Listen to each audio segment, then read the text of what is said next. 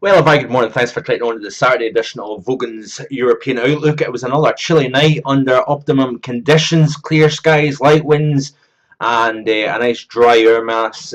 All allowed all the daytime warmth that built up through the course of the afternoon hours to escape quickly back to space. Quite a few places dropped at or slightly below freezing last night in sheltered areas.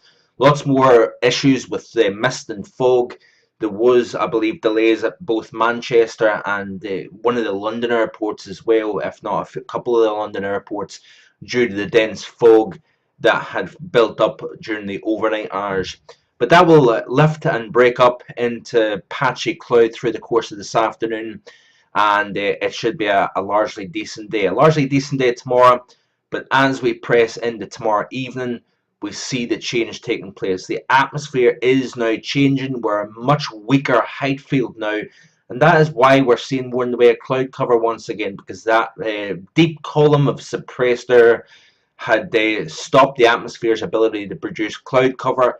Now that we've got much lower heights, rather than 1036 millibars, we're down to about maybe 1012, and therefore we're starting to see surrounding weather that's been sitting waiting in the wings now starting to make an approach on the UK, and we're going to see a massive change come Monday morning with wind, rain, and much more autumnal weather to speak about.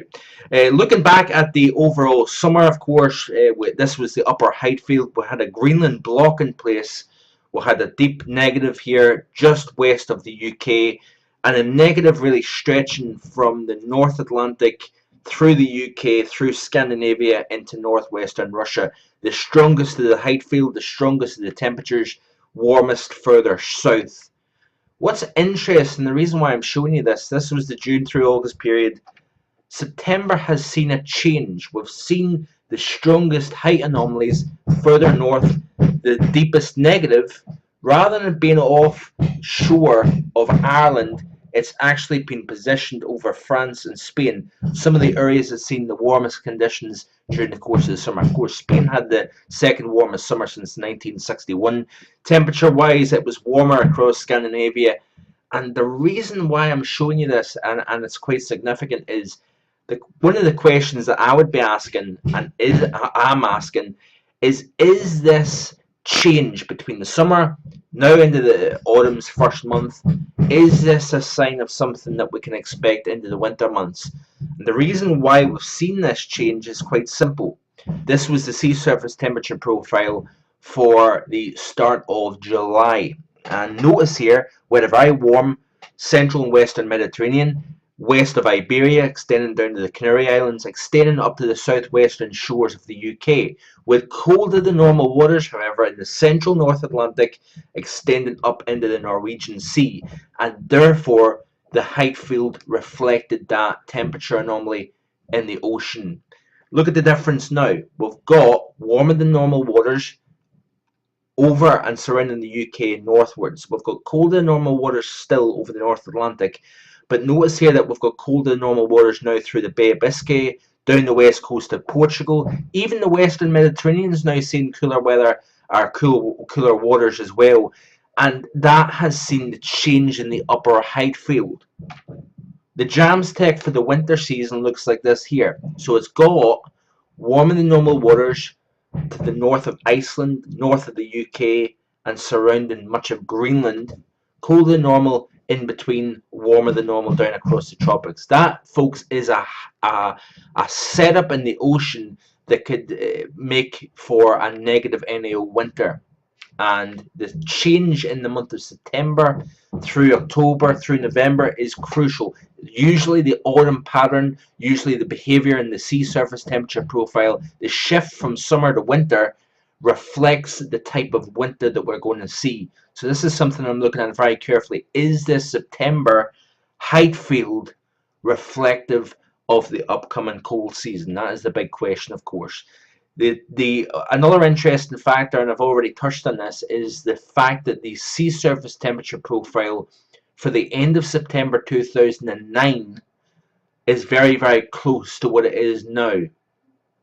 Look at what the warmest is, look at what the coldest is. The Pacific, yes, there is one fundamental difference.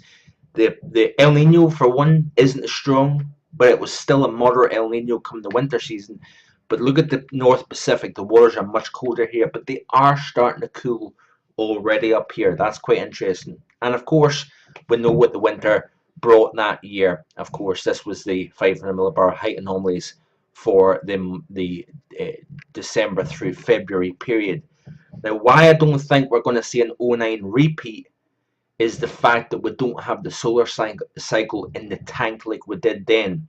But I do think that we have got plenty of winter coming up this year, that's for sure. Plenty of rainfall over the next 10 days. Of course, for the past 10 days, we've seen very, very dry across the north, very wet across the south. We're starting to spread out the precipitation shield once again as the pattern changes. Heights collapse, low pressure waiting in the wings, now starting to make inroads across the UK. So wet, windy weather presses through one system after the next over the course of this week. And by the time we go to Friday, yes, this is the remnants of currently Category 3 Hurricane Joaquin, causing devastation across the Bahamas, one of the worst hurricanes in history for this region, a region that's used to hurricanes, by the way.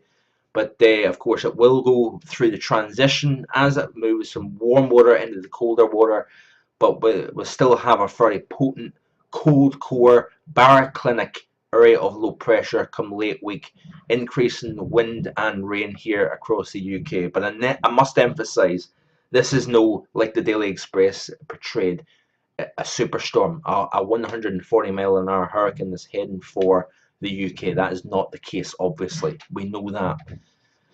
Well, that's it for today. Do check out the written post that will be available straight after the video, and I should be back again tomorrow, hopefully with at least one post. I might not get the video and written post done tomorrow, but I'll at least have something up for you nonetheless. Have a great Saturday and a great weekend. Bye for now.